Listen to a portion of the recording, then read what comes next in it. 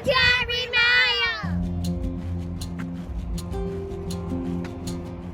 Now, most people, when they think of Monterey, they think of Fisherman's Wharf, they think of the aquarium.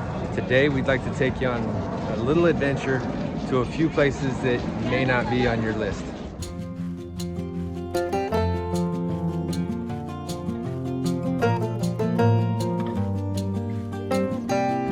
The Custom House is actually California Historical Marker #1.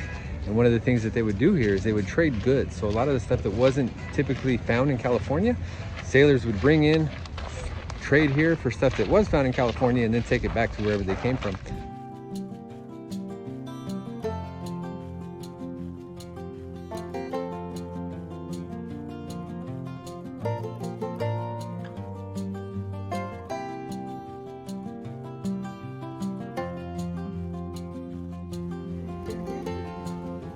It said inside right now that Boston was one of the big companies that they would trade with, and so they would sail around South America, trade up here, and then go back around. Now, this is also the first place that the American flag was flown once California became part of the Union. Now, just a short walk from the Custom House is the first brick building that was ever built in California. It's a home, and we'll show it to you right now. Hello.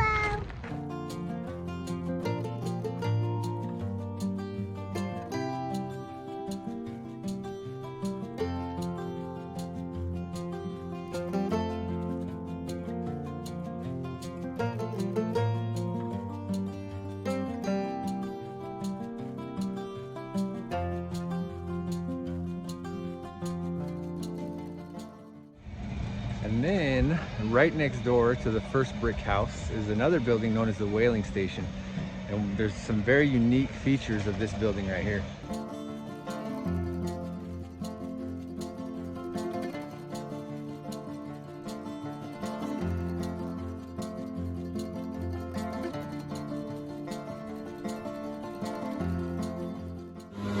Now, what was unique about that sidewalk you were just walking on?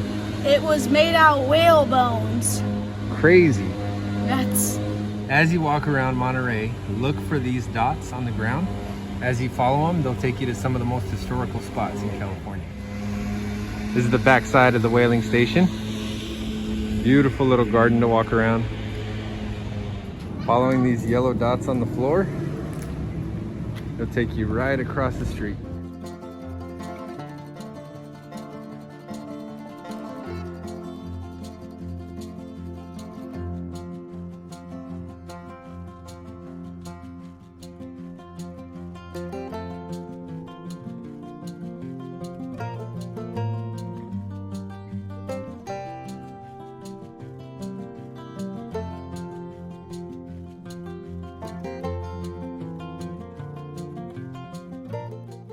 What makes this unique is California's first theater is right across the way is Fisherman's Wharf. Many of the sailors would come in, trade their goods, stay the night, come here for some entertainment and drinks, and it was just a lot of fun for them. All along this walk, you'll find a lot of different places like this, including different things to scan and a number to call that'll tell you the history of these different buildings.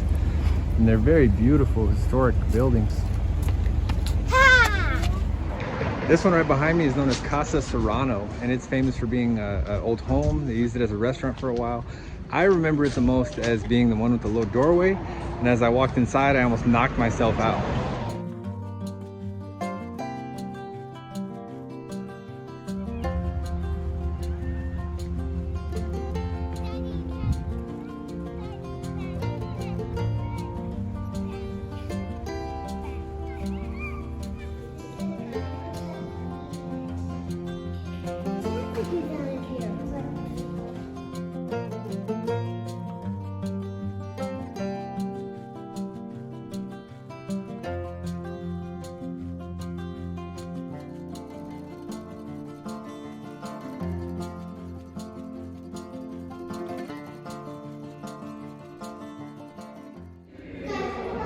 In this room, they held a little meeting to discuss how they're going to vote their government, who will vote for the government, and who gets the rights or not.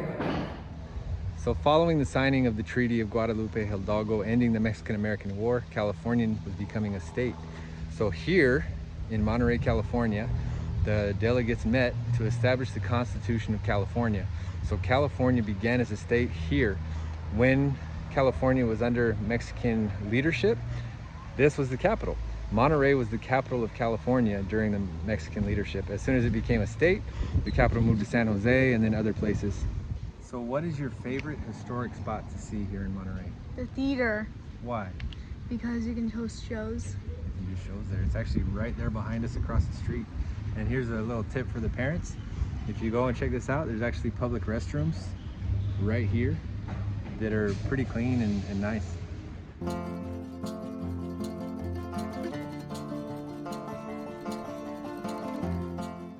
Now there is a very popular museum in the area called the Pacific House, but what few people know is right behind the Pacific House there's this beautiful garden area that you can walk out in.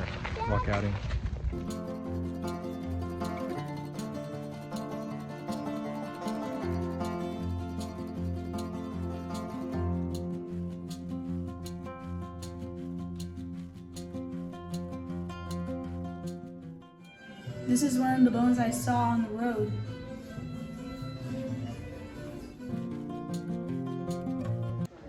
Now the Pacific House Museum is a fun museum for kids. It tells a great history of California, of the Monterey Bay area, and it's free, so come check it out.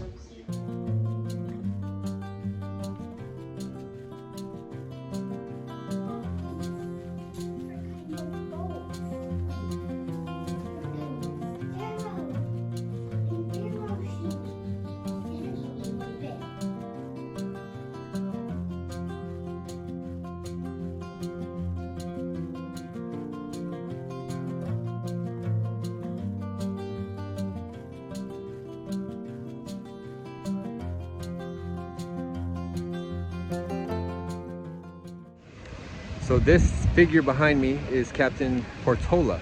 He was the governor of California, the first governor of California, and was the founder of Monterey in 1770.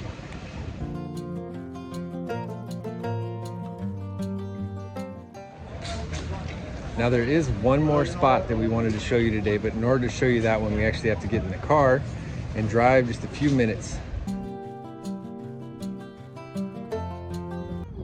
Now the area where we stand now was once a Spanish fort.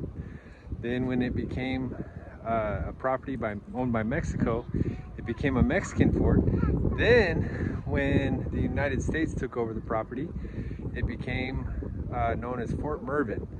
Mervyn being the man who oversaw the flag coming up at the custom house. They now have these cannons set up as a monument to the old fort.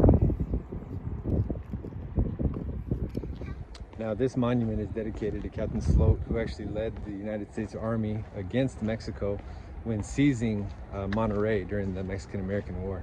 And at the base of it, you can see that every county in California has a plaque, along with a lot of individuals that were popular at the time.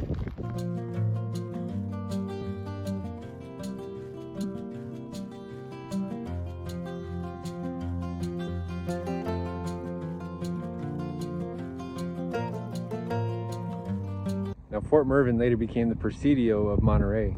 Now the statue on top was originally supposed to be Sloat himself, pointing down towards the custom house where the flag originally was flown.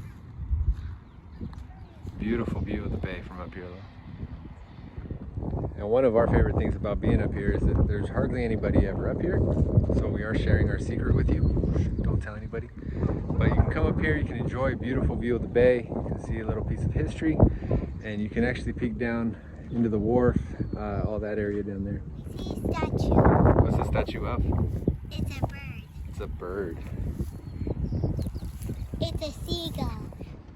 Now there are a lot of museums like this one attached to a lot of the spots we're going. They are all free, but they are only open on weekends, sometimes Thursday, Friday, Saturday, Sunday, and they usually close around 4 o'clock.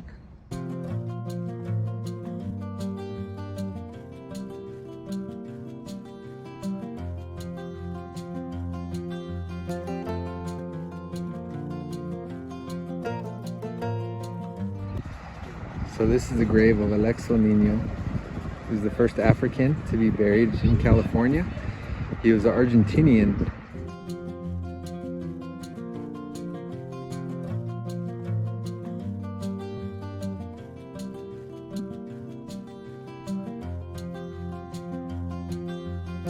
just down the hill from the slope monument is the monument dedicated to Father Juanito Serra, who's one of the founders of Monterey. He also founded a lot of the California missions, and you can see actually right next to that there's a large wooden cross that's the grave of Alexo Nino, who was the first African to be buried in California. He was actually an Argentinian, and he was a free man.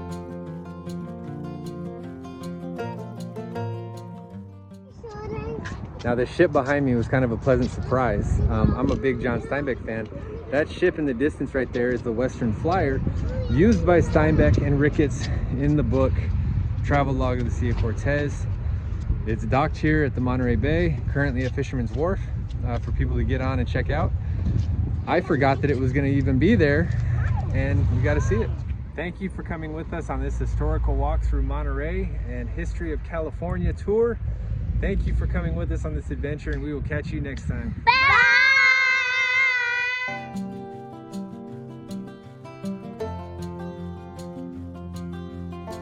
Now, before we hit the road, I did want to point out that we just saw all these sites and did all these things in Monterey for a total of $6, and that was for parking at the Fisherman's Wharf. Everything else we saw today was free. So it is possible to see some pretty cool stuff pretty cheap.